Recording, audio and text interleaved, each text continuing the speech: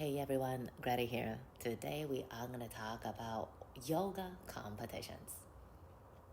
Now I know this is a huge topic. There are a lot of people that are so against this activity because yoga should not be judged, should not be competed against. Yet there is a group of demographics that are believer in yoga competitions. Now, before we get into the history or the other elements of yoga competition, let's just back off a little bit. For yoga competition, why are so many people against it is because, nowadays yoga in a lot of places are taught in a way that is being promoted against any judgments. Or that, when you are stepping into a yoga room setting, then you'll be, encouraged to just go in within yourself and not look around or not compete with other people in the room, or not even competing against yourself. So it's more about letting go of the ego, going with the flow, trusting the breath, trusting what the body wants, and just let the mind take a break.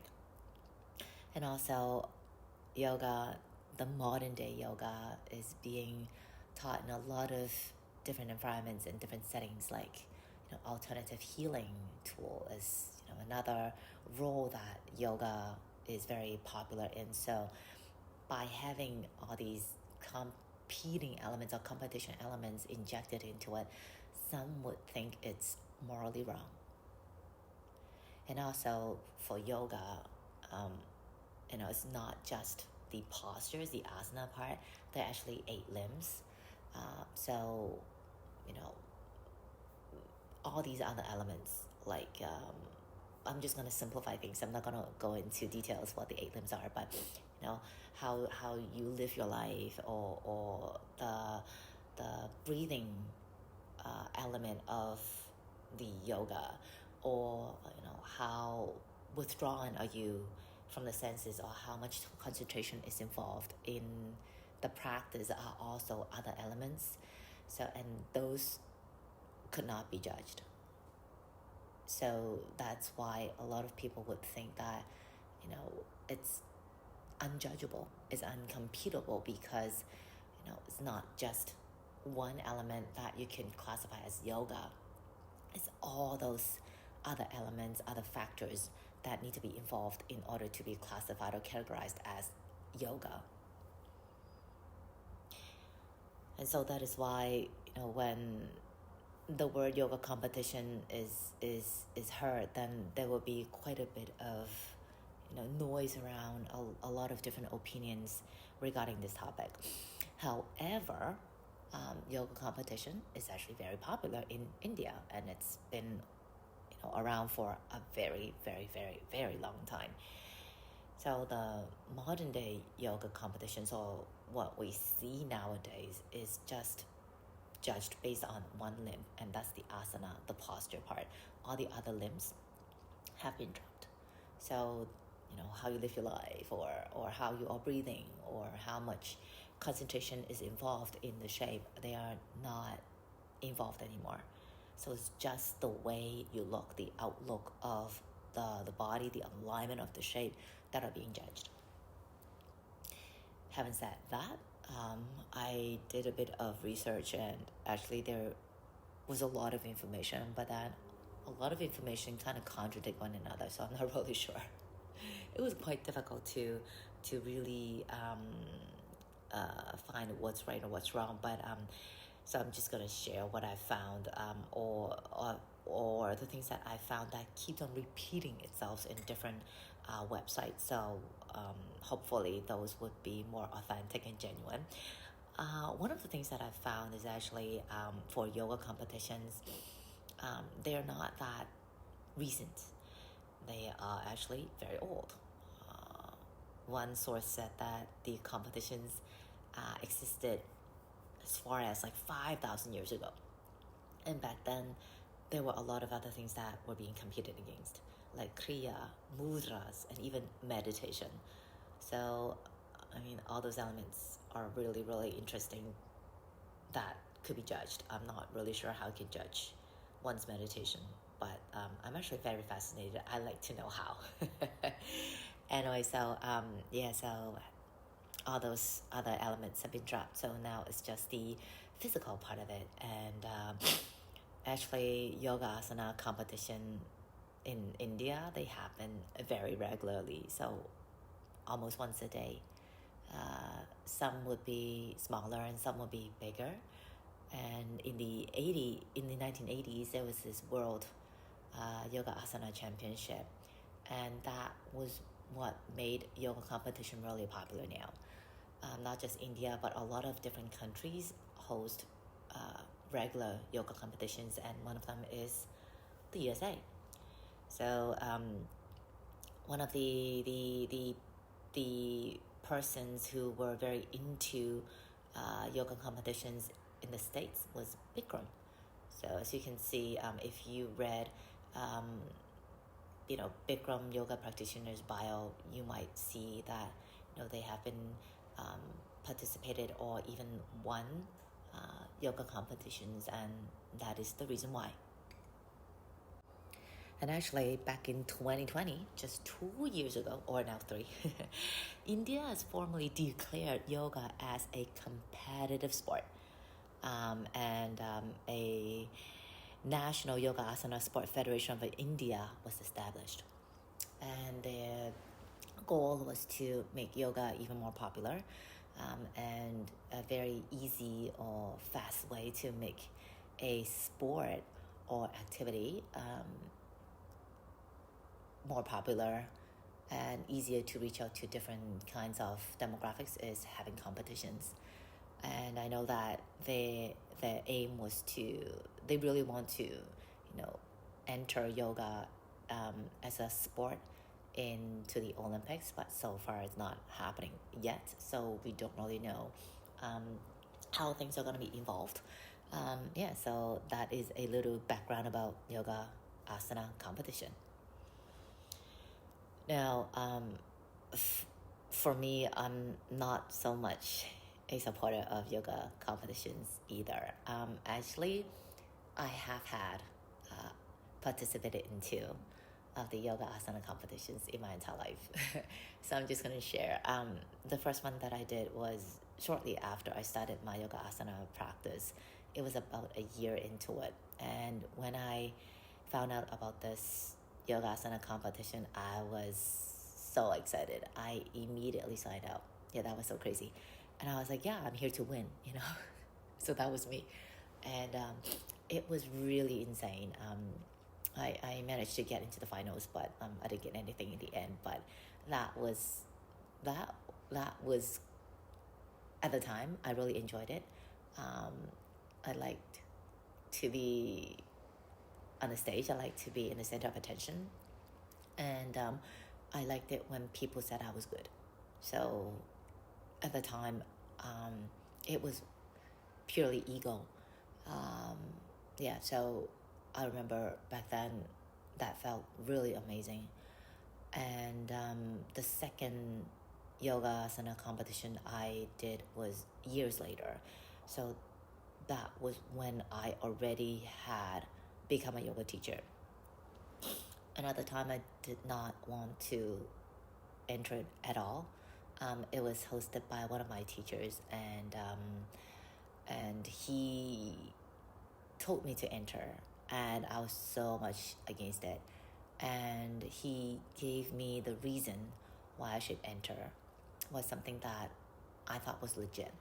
So what he said was he wanted me to enter was because he knew that I was teaching yoga already. And he said, what if one of your students asks you about yoga competitions? No, of course you can have your perspective towards it, but it would be more sound if you could say it from a first person point of view. And I was like, okay, that's legit. Fine, I'll enter. Bad decision. Well, it was good and bad. I'll tell you why. So before I go into details of my experience in the yoga competition, let me just go back and lay out the details of how it is, like what's being done.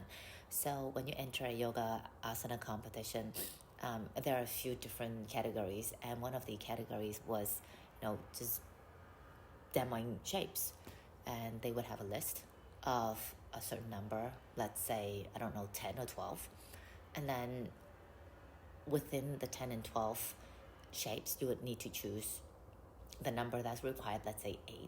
So you have a few to choose from, and then so they would let you know what are the requirements, what you have to do. You practice like crazy. There are no warm-ups before, so you better make sure that your body is ready. And on the day of the competition, before that you just practice like mad.